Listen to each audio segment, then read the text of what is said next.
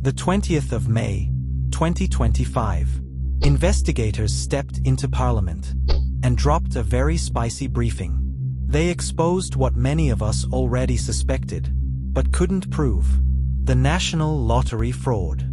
Allegedly, since 2014, senior workers at the National Lottery Commission have been dipping straight into the jackpot, while we were faithfully buying lotto tickets every week, hoping to finally escape from having to choose between data or bread. Meanwhile, these people were not trying their luck. They were collecting directly from the pot. They were running an efficient money-making machine. And with it, they all got filthy rich. Mansions with 10 bedrooms, German cars that can speak back, holiday homes in places with names we can't even read. They lived large. This was a syndicate. A syndicate made up of geniuses, people that can balance sheets. Classified.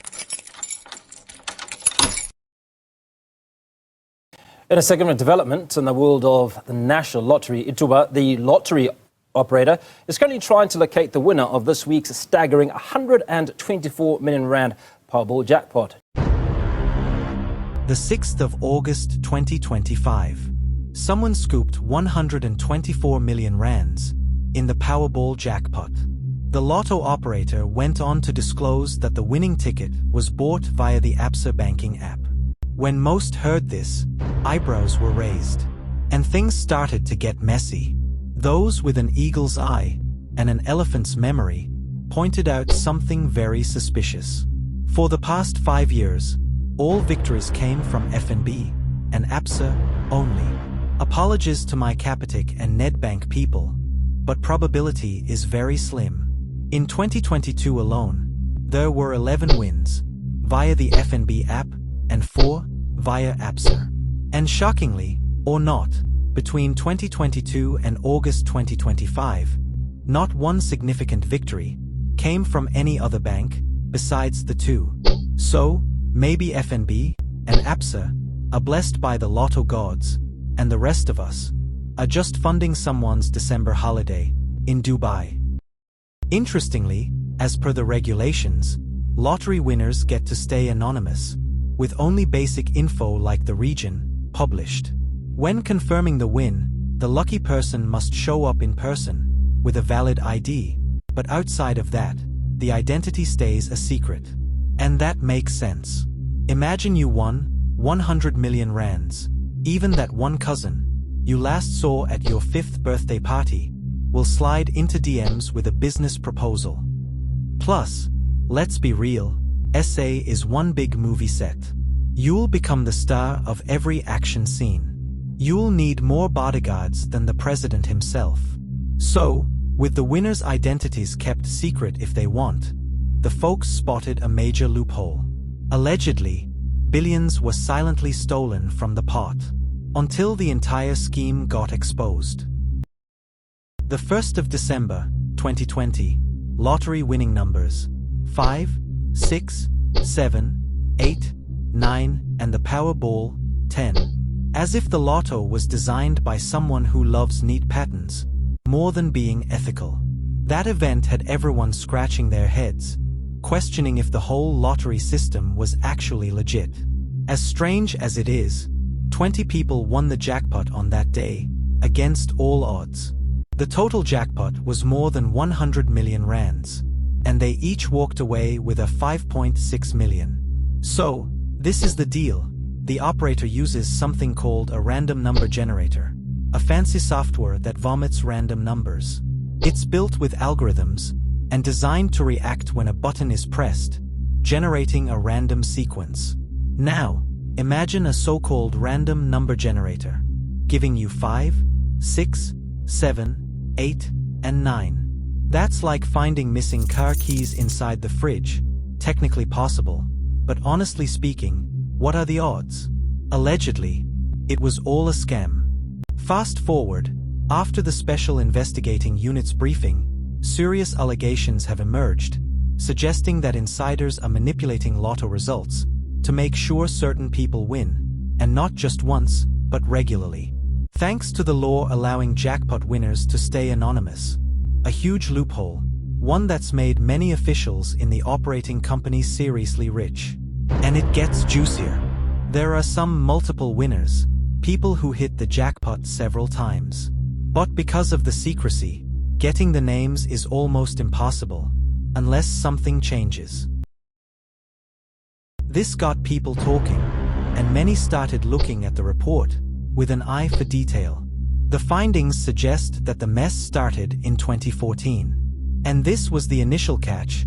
The Commission uses funds from ticket sales to fund community projects, things like sports programs, arts initiatives, education drives, skills development, and charities. But no, these officials had other plans. Instead of helping the people, they helped themselves. According to the Special Investigating Unit, over $1 billion was stolen through this scheme. Before the stealing even began, the suspects allegedly went straight for the spine. They weakened the systems. At first, they tampered with IT controls at the National Lottery Commission. Then, they introduced rules that didn't need ID checks. With that done, they then introduced a system that made payments easier, with no verifications. With the systems weakened, they began creating non-profit organizations and took over some existing ones. On paper, it all looked legit. The weakened grant system didn't even bother to capture ID numbers, which meant one person could submit multiple applications under different non-profit organizations, like a kid sneaking into a buffet multiple times with different plates. After everything was set, the suspects started approving grants for the organizations. Once approved, funds were released very fast. The money was sometimes routed through third parties to make the money trail confusing. This made follow-up and verification difficult, and added extra layers to launder the cash. Within days, the funds were then moved from the organizations to companies and trusts linked to the insiders. During the investigations, the SIU followed the money trail, and what they uncovered was jaw-dropping. The total sum under investigation was 1.4 billion rands, with contracts worth a whopping 2 billion under the microscope. The initial findings left the investigators speechless. In one case, 25 million rands was allocated to a foundation for an Olympic outreach campaign. 15 million rands was quietly funneled to a travel agency linked to the insiders. And 7 million rands ended up in another holding company, with several direct payments made to the legal manager. After the discovery, authorities froze assets worth 25 million rands, but this was just the tip of the iceberg. The system had massive loopholes. The investigators also dropped names. Turns out, workers at the National Lottery Commission greased the wheels to keep this money-making machine running smoothly. This includes the former chief operations officer, who allegedly directed funds to companies linked to the syndicate. A former chairperson also got named, along with a former legal manager. Basically, the whole VIP squad was involved.